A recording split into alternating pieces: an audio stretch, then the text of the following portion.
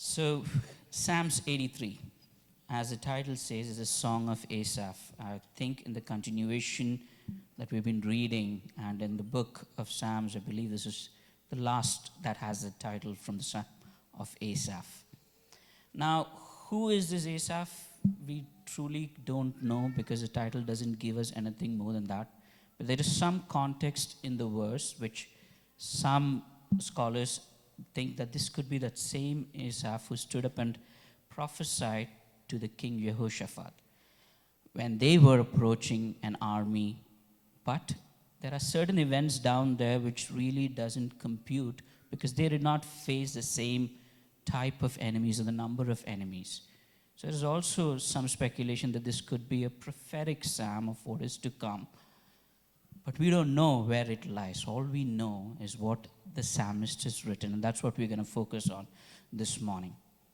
So we'll go verse by verse over here, and we understand here the psalmist is asking for God to intervene in a time of great danger. And his ask is very clear. He wants the enemy to be vanquished, to be done with. Asaph is singing a patriotic song or prayer to God, asking for deliverance. We'll read through the verses 1 to 4 first. Here it says, O God, do not keep silence. Do not hold your peace or be still, O God. For behold, your enemies make an uproar, and those who hate you have raised their heads. As I said before, they are facing, as you continue to read over there, they are facing a real and present danger before them. A great nation, an enemy of great nations have assembled and descended with all their might.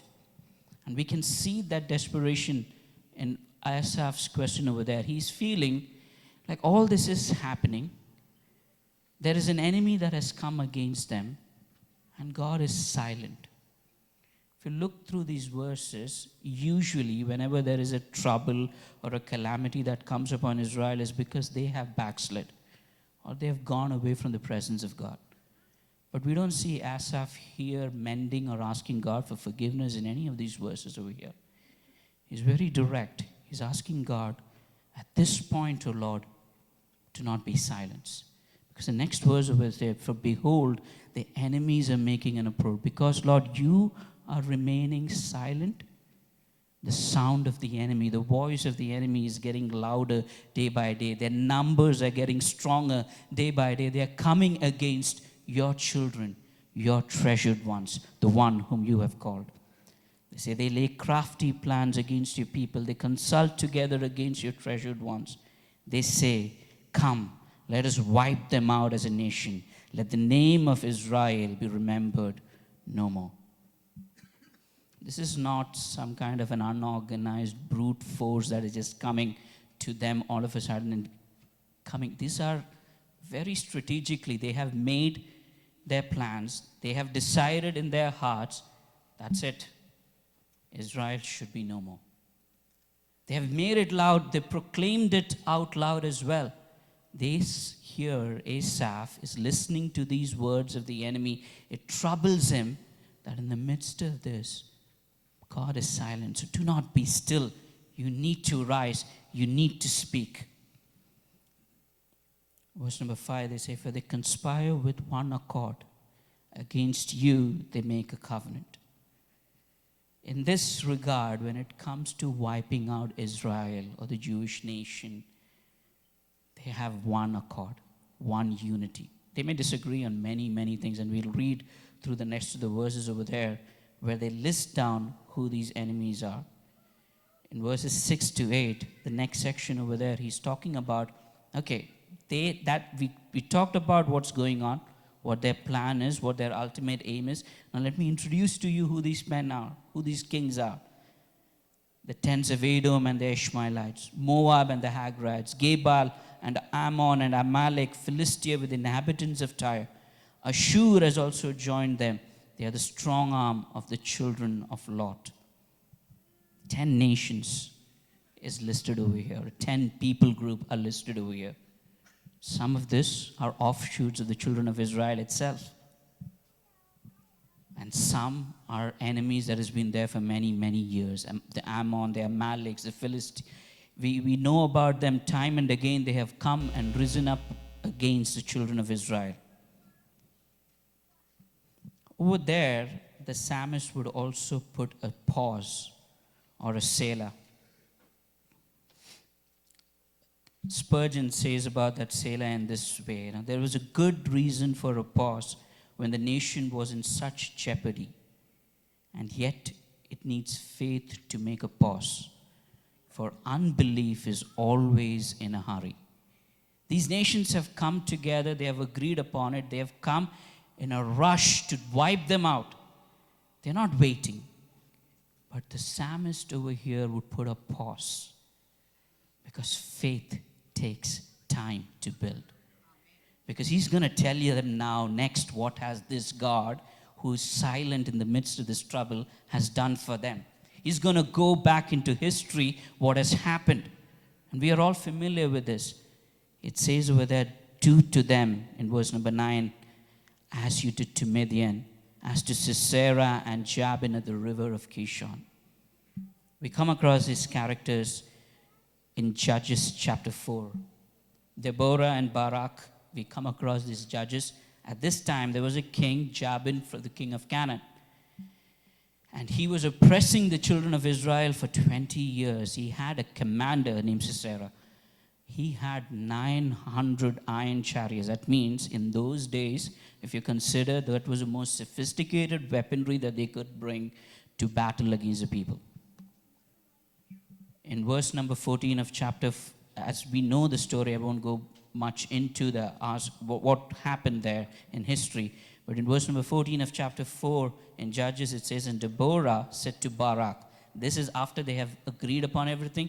Now they have come to battle against this Sisera. He said, up, for this is the day in which the Lord has given Sisera into your hands. Does not the Lord go out before you? So Barak went down from Mount Tabor with 10,000 men following him. And the Lord routed Sisera and all his chariots and all his army before Barak by the edge of the sword. And Sisera got down from his chariot and fled away on foot. And Barak pursued the chariots and the army to Harosheth Hagoyim. And all the army of Sisera fell by the edge of the sword. Not a man was left. The intention for Sisera was to wipe out the children of Israel. But here, God would raise Barak. I don't know how many numbers Israelites faced. It doesn't say over there. It only talks about the 900 iron chariots that Sisera had. I would have to imagine the number, the foot soldiers, and everything else that they had could have been much, much larger and vast. The odds for Barak to defeat them, perhaps in any common sense, any military strategy would not have worked. How did they win that victory? Over there, it doesn't say anything. It just says they routed them, completely destroyed and annihilated them. But in chapter 5 of verse number 20 and 21, in the Song of Deborah, she mentions this. From the heaven the stars fought. From their courses they fought against Sisera. The torrent Kishon swept them away. An ancient torrent, the torrent Kishon, march on my soul with might. It says over there that there was a flood that came up and it took away half the army. And with that, when Barak and the 10,000 came against them, they were able to vanquish them and destroy them.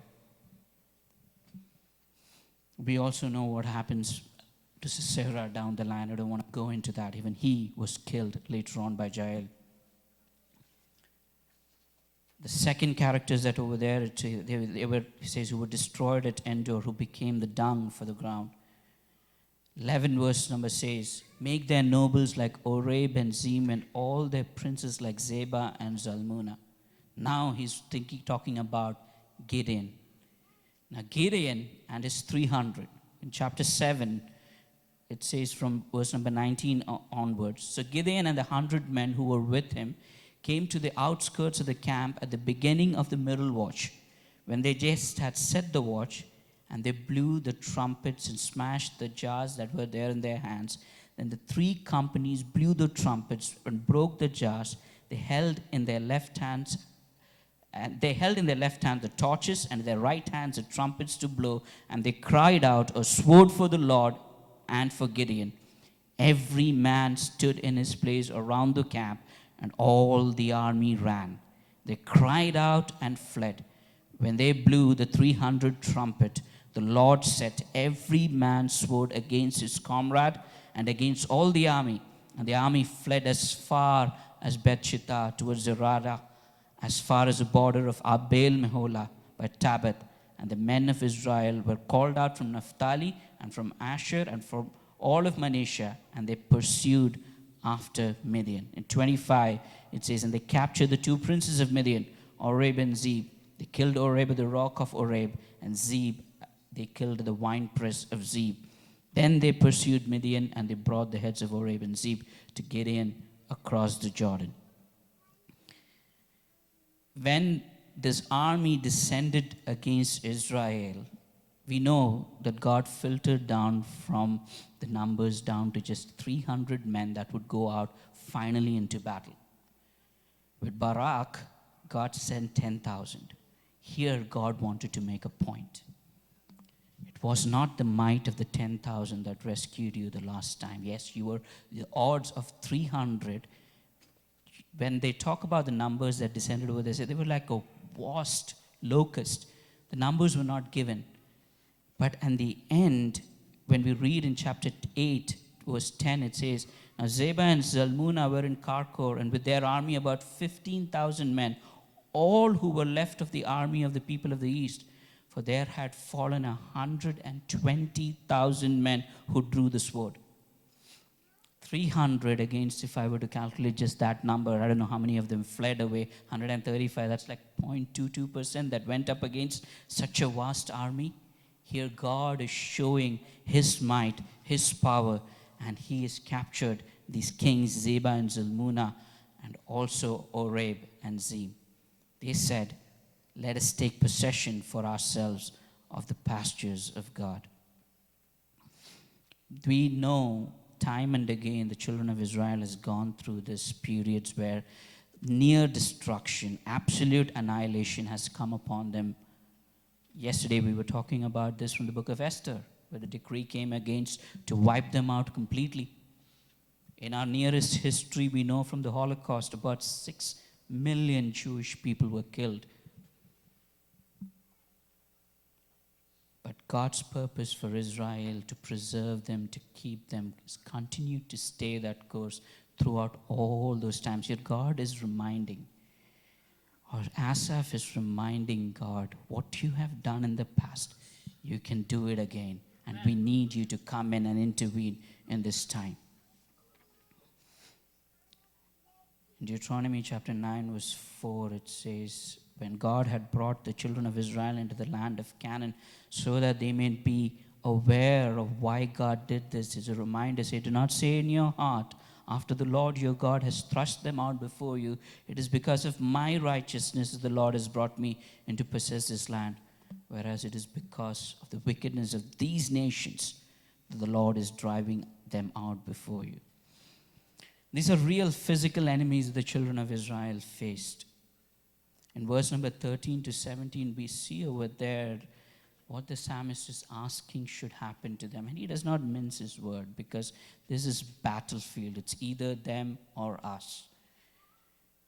These men are wicked. They are sworn enemies from generations. He says the voice of their plans and war cries are still fresh in his mind, and he wants God to repay them for their defiance. They have boasted of a vast army, but he wants them to turn back and ashamed for what God can do with just the 300. He says, oh my God, make them like a whirling dust, like chaff before the wind. As fire consumes the forest, as flames sets the mountains ablaze. So may you pursue them with your tempest and terrify them with your hurricane. Fill their faces with shame, that they may seek your name, O Lord. Let them be put to shame and dismayed forever. Let them perish in disgrace. Now, when we go through these verses, I know for most of our New Testament Christians, when we read these verses, it It's a bit unsettling to pray like this for your enemies, isn't it? So let's come to what Christ did, right? Let's come to the foot of the cross again with the references that we have just read. In the Gospel of Luke, we see the soldiers coming to arrest Jesus in the night. Right? They were very crafty and calculated. They knew they couldn't carry this out in the daytime. So they would come in the night so they could, and during that they could capture him. And Jesus says that to him, "Why are you coming to me in the night?" And one of his disciples would take a sword and strike a soldier. Jesus would heal that soldier. In Luke chapter 6, verse 29, Jesus, when he preached, these are verses that are very familiar to all of us.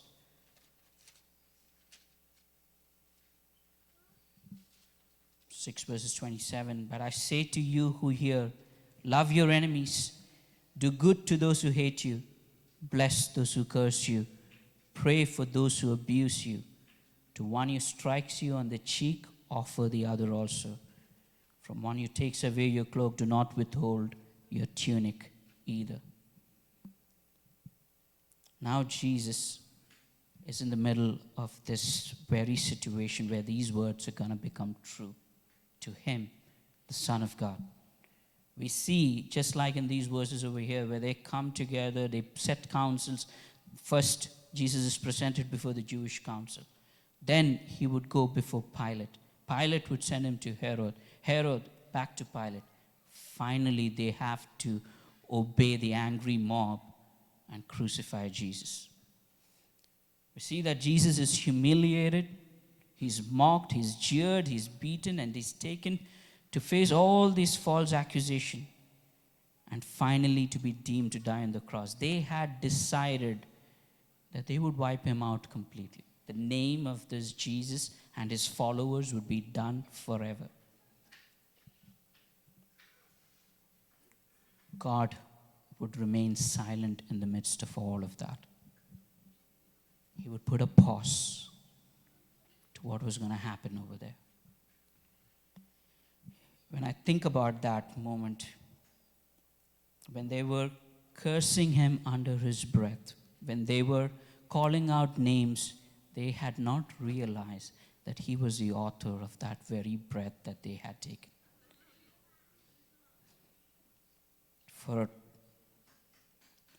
And we would know that Jesus would die on that cross, in that agony, in that pain, in all of that suffering.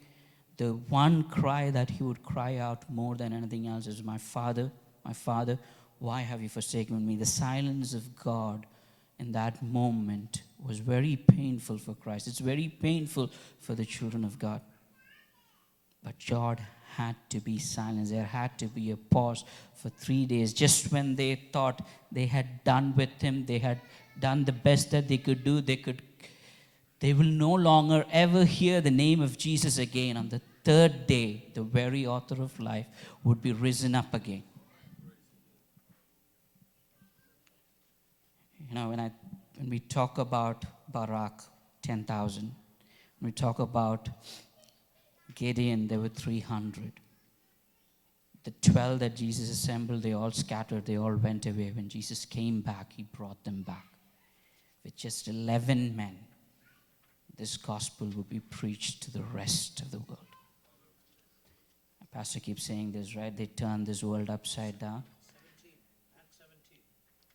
I had a youth pastor who said, they turned it right side up. Look at what happened to these disciples of God. Were they welcomed? For what happened to the master, even worse was awaiting them. Beheading, crucifixion, put in dungeons and prisons, thrown before the Colosseum to become a mockery for the rest of the world. These were the nicer things that happened to them. Much worse happened to them. God was still silent. He allowed certain things to happen because for the furtherance of the gospel. Today, you and I have this grand privilege to stand here, to talk about these things and to preach about it and to worship God. But a lot of sacrifice has happened behind this for us to be here today. It continues to happen in our homeland. The names of the enemies are mentioned over here. It's not the name that is important, but the spirit that is in work behind it. That is continuing to do the same thing as it was doing for the children of Israel. It still wants to make the name of Christ to be remembered no more. Still, the same spirit is in effect in our homeland. God is silent because his time is yet to come. That's where the psalmist, after saying all of these things, he's saying, because the reason these verses are there is for those who still reject him on this earth and follow the darkness. Their end is no different than what is there in verse number 13 to 17. In eternal turmoil with the very spirits that entice them to do these abhorrent deeds. Their memory will be no more. Verse number 18, he comes down after saying, this God who is silent, this in the midst of all of this, that they may know that you alone, whose name is the Lord, are the most high over all the earth. Daniel 7 verse 13, he says, I saw in the night visions, and behold, with the clouds of heaven, there came one like a man, like a son of man. And he came to the Ancient of Days and was presented before him. And to him was given dominion and glory and kingdom, that all peoples, nations and languages should serve him. His dominion is an everlasting dominion which shall not pass away, and his kingdom one that shall not be destroyed. Is there anyone like this God? The world may not believe this today, but on that day, every knee will bow, every tongue will confess that he is Lord. May the Lord bless us with these words.